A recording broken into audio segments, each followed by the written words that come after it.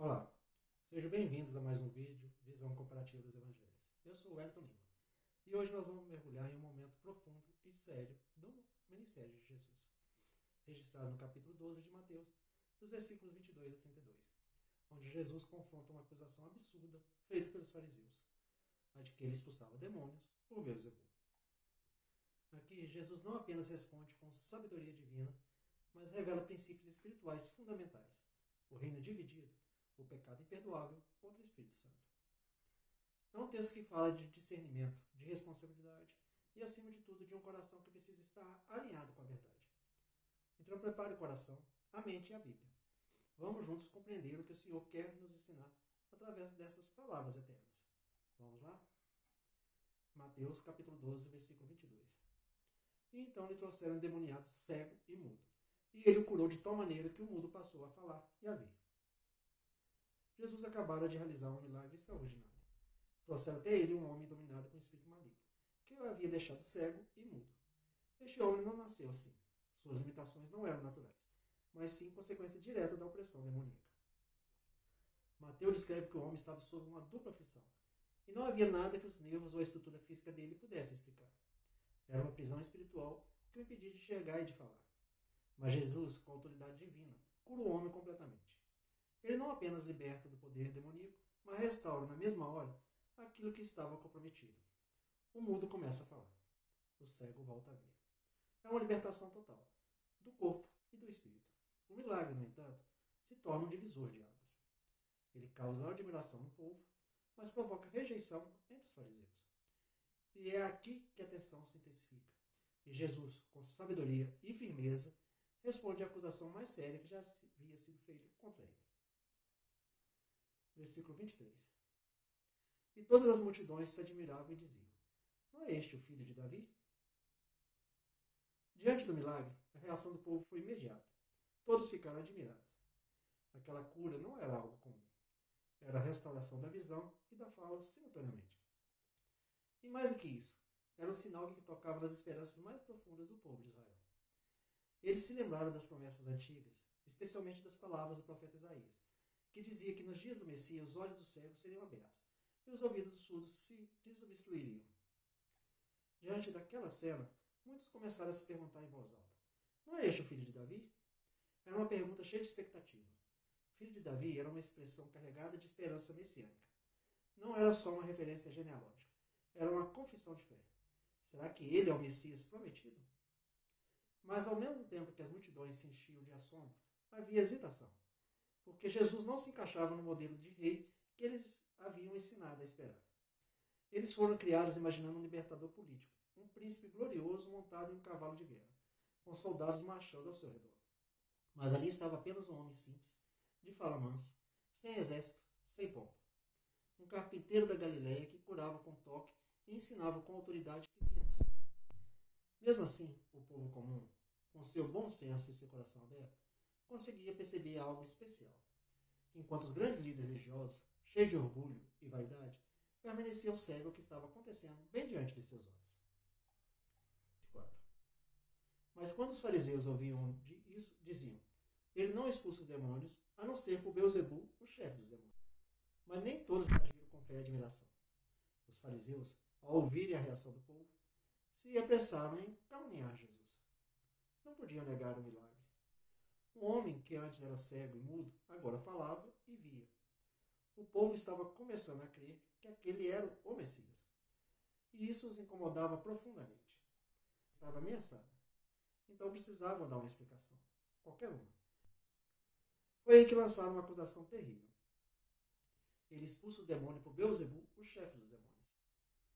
Com isso, os fariseus reconheciam que ali havia um poder real agindo, mas em vez de atribuí-lo a Deus, diziam que vinham do diabo. Era um argumento estratégico e bem cruel. Servia a dois propósitos. Admitia que o milagre havia acontecido, o que era inegável, mas ao mesmo tempo lançava desprezo sobre Jesus, tentando desacreditá-lo diante do povo. Beelzebul, ou Beelzebul, era um nome que os judeus usavam para se referir a Satanás com sarcasmo e desprezo.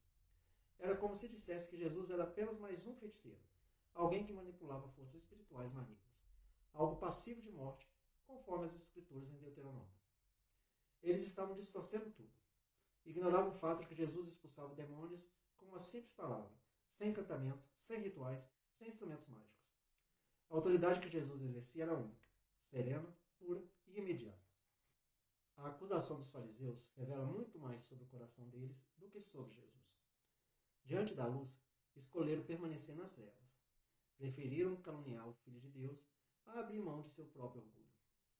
É um lembrete de que o maior inimigo da fé nem sempre é a ignorância, mas o orgulho que recusa ver o óbvio, quando o óbvio ameaça nossa zona de conforto.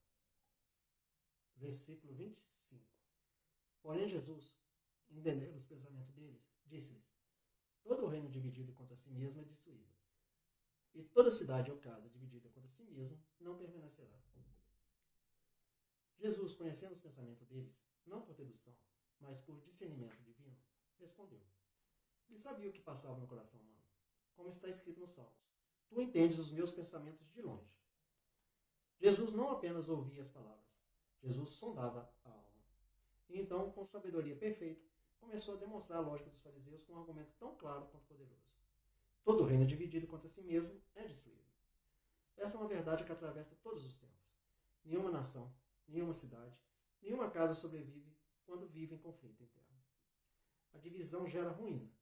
E o que Jesus queria mostrar é que, se ele estivesse realmente agindo com o poder de Satanás, então o próprio reino das trevas estaria em colapso, lutando contra si mesmo.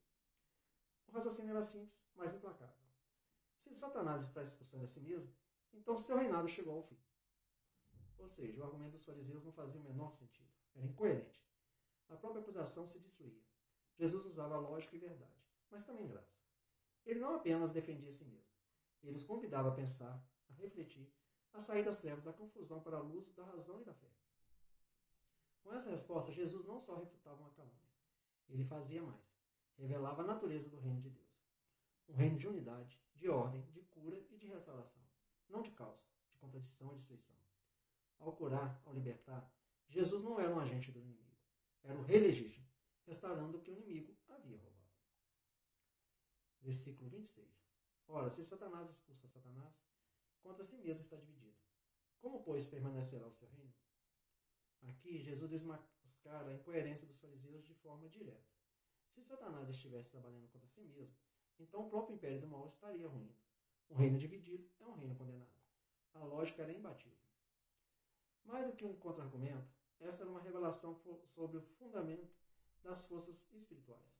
Satanás é real, e seu reino é organizado, cruel e tenaz. Mas Jesus mostra que ele não é parte disso. Pelo contrário, Jesus é quem veio para destruir as obras do diabo. Seus milagres, sua libertação dos oprimidos, não era sinal de colaboração com as trevas, mas de sua queda iminente. Jesus não apenas libertava pessoas, ele anunciava: o reino de Deus chegou até vós. Era um confronto direto entre luz e trevas, e a luz estava vencendo, uma alma de cada vez.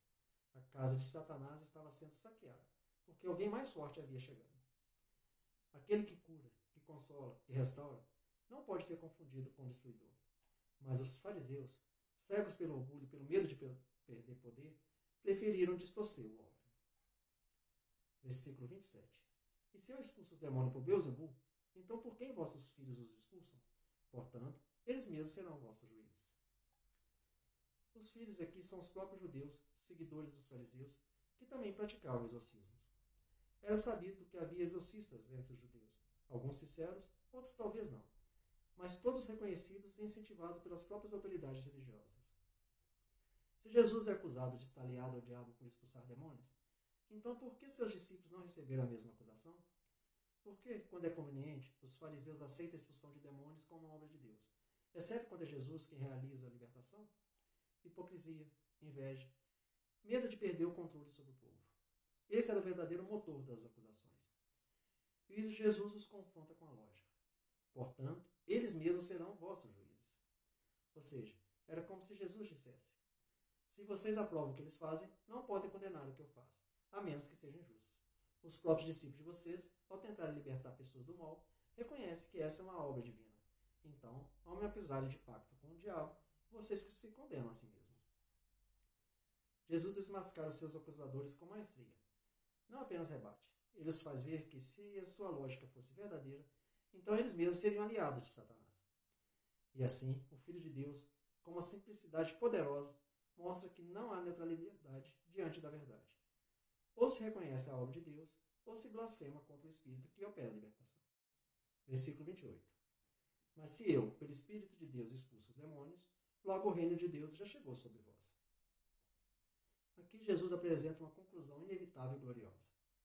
Após mostrar a incoerência da acusação dos fariseus, Jesus propõe uma alternativa com peso eterno. Se não é por Beelzebul, então é por Deus. Não há meio termo. A expulsão de demônios é um ato de autoridade espiritual. E se essa autoridade vem do Espírito de Deus, como de fato vem, então o que está acontecendo diante dos olhos deles é nada mais, nada menos que a manifestação do reino de Deus.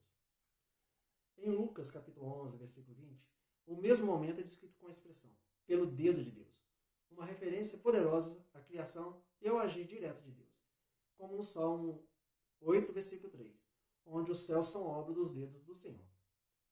Aqui, Espírito de Deus, o dedo de Deus, evoca a mesma ideia, um toque divino, pessoal, soberano, um toque que não apenas cura corpos, mas destrona o reino das trevas.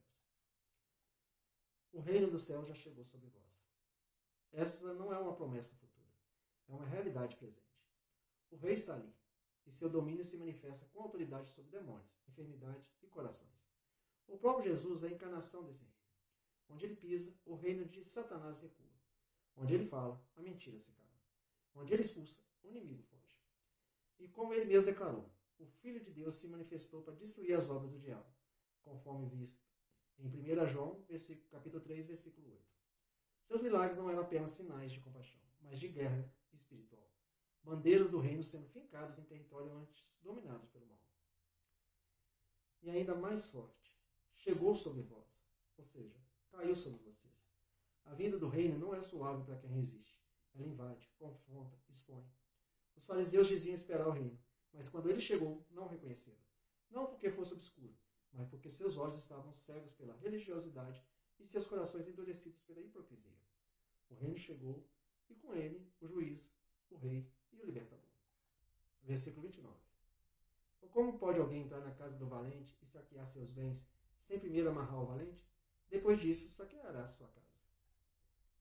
Nesse versículo, Jesus reforça sua argumentação com uma ilustração prática e poderosa, que aponta para uma verdade espiritual mais profunda. Ninguém pode libertar os cativos de Satanás sem antes vencê-lo. Se Jesus expulsa demônios, como de fato faz, então ele deve ser mais forte do que aquele que os mantém cativos. Logo, Cristo não está aliado a Satanás, mas é seu conquistador. O valente aqui representa Satanás, que mantém almas cativas sob sua influência, como um homem forte guarda sua casa e seus bens. A casa do valente é um mundo sob o domínio das trevas. Seus bens são as vidas presas pelo pecado e pela opressão espiritual. Mas então vem o mais forte, Cristo. E ele entra na casa, amarrando o valente, uma referência à vitória espiritual que ele exerce sobre Satanás. Como? Por meio do poder do Espírito Santo, da autoridade de sua palavra e de sua missão messiânica. Isso está em linha com Colossenses capítulo 2, versículo 15, onde está registrado. E despojando os principados e potestades, os expôs publicamente e deles triunfou em si mesmo. Jesus não apenas entra na casa do inimigo.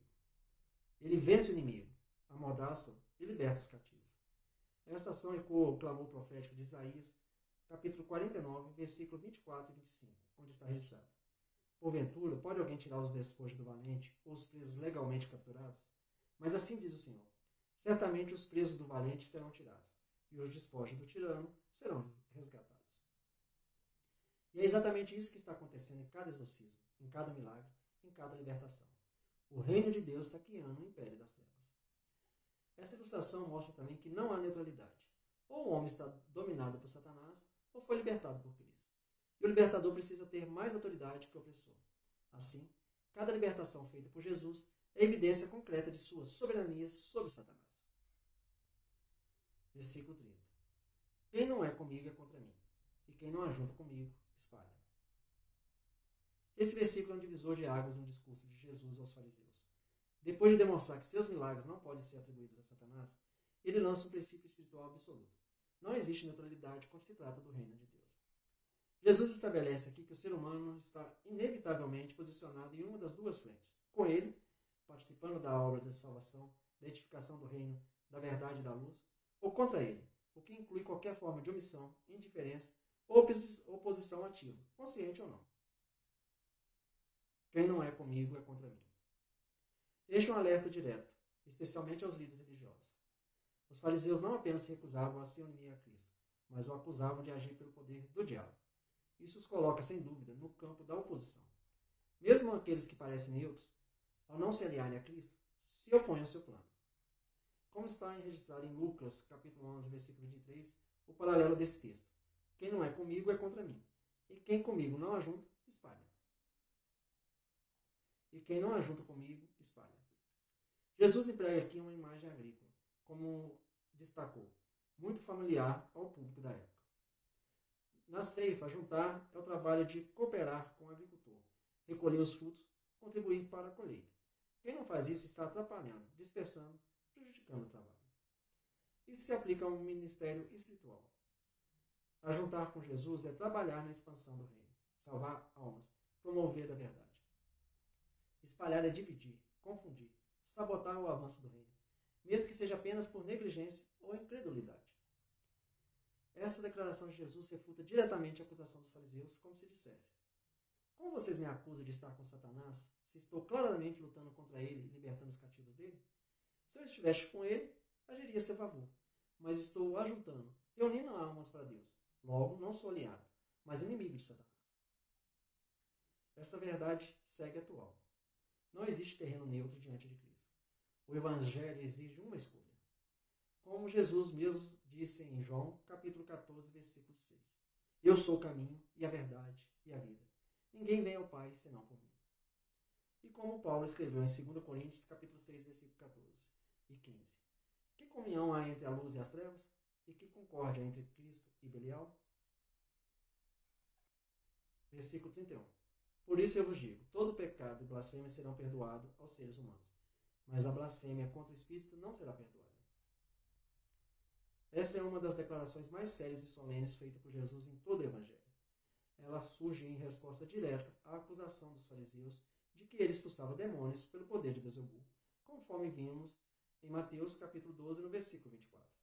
E tem como objetivo mostrar o peso e as consequências espirituais daquela fala. Todo pecado e blasfêmia serão perdoados aos seres humanos. Jesus começa com uma declaração de misericórdia. Não há pecado que, em essência, esteja além do alcance do perdão divino, exceto um. Isso inclui até mesmo a blasfêmia, ou seja, falar de modo ofensivo ou irreverente contra Deus, como em Mateus capítulo 9, versículo 3, quando os escribas acusaram Jesus de blasfêmia por perdoar pecados. Jesus, inclusive, já havia ensinado sobre isso, conforme João capítulo 6, versículo 37. Aquele que vem a mim, de maneira nenhuma o lançarei fora. E Isaías capítulo 1, versículo 18. Ainda que os vossos pecados sejam como a escarlata, eles se tornarão brancos como a neve. Mas a blasfêmia contra o Espírito não será perdoada. Aqui está a exceção assustadora. A blasfêmia contra o Espírito Santo. Jesus se refere diretamente ao pecado dos fariseus, que atribuíram a obra do Espírito Santo ao próprio Satanás. Eles viam os milagres, atos de libertação, cura, restauração, e ainda assim, deliberadamente, chamavam essas obras de demoníacas. Isso não era ignorância. Era um endurecimento consciente e voluntário. Um coração cauterizado. Por que esse pecado não será perdoado? Porque o Espírito Santo é o meio pela qual Deus convence o mundo do pecado. Quando alguém resiste a esse Espírito de forma persistente, consciente e maliciosa, já não há mais meio de arrependimento. É como fechar a única porta da graça disponível. Como diz em Hebreus, capítulo 10, versículo 26 e 27. Se continuarmos a pecar deliberadamente depois de termos recebido o pleno conhecimento da verdade, já não resta sacrifício pelos pecados, mas uma terrível expectativa de juízo. Esse não é um pecado cometido por acidente, mas por rejeição persistente da verdade diante de uma revelação clara de Deus. Jesus deixa claro: há perdão para o arrependido, mas não para o que endurece o coração contra o Espírito Santo até o fim. Quem vê a luz e chama de trevas, quem contempla o bem e diz ser mal, quem se recusa a reconhecer a ação de Deus por orgulho ou malícia, esse corre o risco de cruzar um ponto sem volta. Essa é uma advertência tanto para os fariseus daquela época, quanto para todos os que hoje resistem à ação do Espírito em seus corações. Versículo 32. E qualquer um que falar palavra contra o Filho do Homem lhe será perdoado. Mas qualquer um que falar contra o Espírito Santo não lhe será perdoado, nem na era presente, nem na futura. Jesus, com palavras graves e compassivas, distingue entre a ignorância e a rejeição consciente da verdade revelada. Qualquer um que falar palavra contra o Filho do Homem lhe será perdoado. Aqui, Jesus se refere à sua humanidade. Ao dizer Filho do Homem, Jesus destaca seu aspecto visível e terreno, sua aparência humilde, que causava escândalo aos judeus. Muitos, por preconceito e por julgar segundo a aparência, desprezavam Jesus como apenas mais um galileu, carpinteiro, nazareno. Essas palavras contra ele, oriundas de ignorância ou erro de julgamento, ainda poderiam ser perdoadas, caso houvesse arrependimento, conforme Jesus fará durante a sua classificação, conforme registrado em Lucas, capítulo 23, versículo 34, onde Jesus diz: Pai, perdoa-lhes, pois não sabem o que fazem. Até mesmo Pedro, que negou Jesus, e Paulo, que o perseguiu, foram perdoados porque agiram em ignorância. Mas qualquer um que falar contra o Espírito Santo não lhe será perdoado. Essa é uma rejeição voluntária, teimosa e consciente da verdade, mesmo após ela ter sido revelada de forma clara e evidente. É ver o bem, reconhecer o bem e ainda assim chamá-lo de mal, como fizeram os fariseus ao atribuir os milagres de Jesus a Beelzebul.